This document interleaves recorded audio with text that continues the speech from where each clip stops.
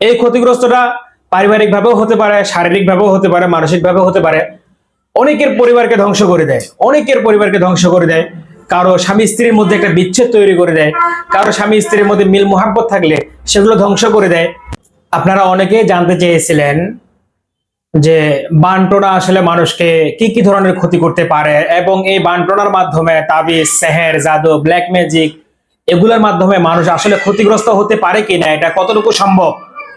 আমি বলবো এই বানটোনা, কুফরি কালাম, তাবিজ, জাদু, সেহের জাদু, ব্ল্যাক ম্যাজিক এগুলো আসলে অত্যন্ত একটি খারাপ জিনিস।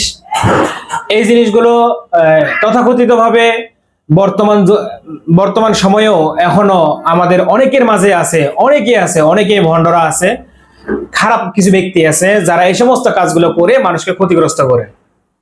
এই ক্ষতিগ্রস্তটা পারিবারিকভাবেও হতে পারে, শারীরিকভাবেও হতে পারে, মানসিকভাবেও হতে পারে। অনেকের পরিবারকে ধ্বংস করে দেয়, অনেকের পরিবারকে ধ্বংস করে দেয়।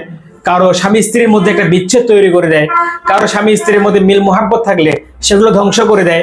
কারো পরিবারের মধ্যে আয় থেকে উন্নতি থাকলে সেগুলো ধ্বংস করে দেয়। কারো পরিবারের মধ্যে যখন কর্তা সুস্থ থাকে, সে যখন কোনো কাজকর্ম করে তাদেরকে অসুস্থ করে দেয়, তার কর্মজীবনে ব্যাঘাত ঘটায় দেয়।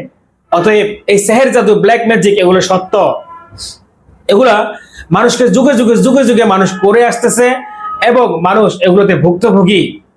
বলা হচ্ছে লাবিদ ইবনে আহসাদ নামে একজন ইহুদি ছিলেন। লাবিদ ইবনে আহসাদ নামে একজন ইহুদি ছিলেন, যে ইহুদি তৎকালীন সময়ে রাসূলুল্লাহ সাল্লাল্লাহু আলাইহি ওয়াসাল্লামকে ব্ল্যাক ম্যাজিক করেছিলেন, অর্থাৎ সেহের জাদু করেছিলেন। এই জাদু করার পরবর্তীতে রাসূল সাল্লাল্লাহু আলাইহি ওয়াসাল্লাম তিনি তাহার স্মরণ শক্তি একেবারে ভুলে গিয়েছিলেন। কিছুক্ষণ আগে কি করছে না করছে, কিছুক্ষণ পরে কি করবে না করবে, এই ধরনের কোনো সেন্স ওনার মধ্যে ছিল না।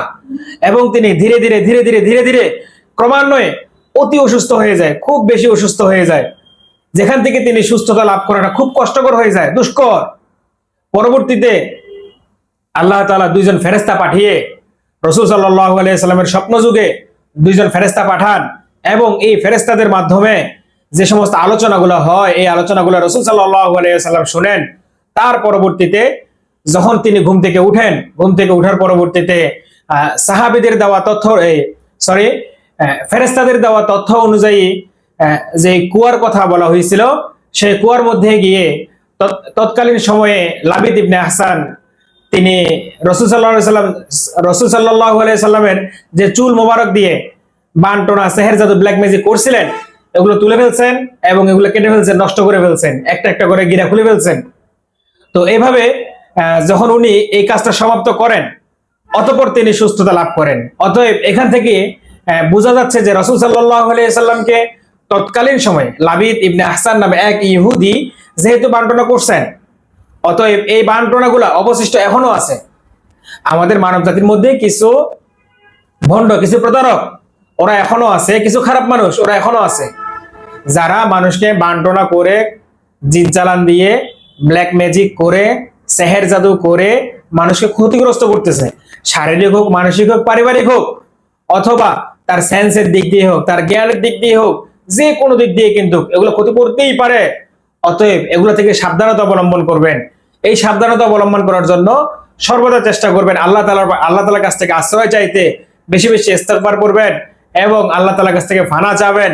মিন শাররিল ওয়াসওয়াসিল খান্নাস, হে আল্লাহ তুমি মানব জাতির অনিষ্ট থেকে আমাকে রক্ষা করো। আল্লাযী ইউওয়াসওয়িসু ফি সুদুরিন নাস মিন শাররিল ওয়াসওয়াসিল খান্নাস। এই সমস্ত আয়াতগুলো আপনারা সব সময় তেলাওয়াত করবেন, ইনশাআল্লাহ আল্লাহ তাআলা আপনাদেরকে এগুলো থেকে ফানা দিবে এবং এগুলো থেকে মুক্তি লাভ করবেন।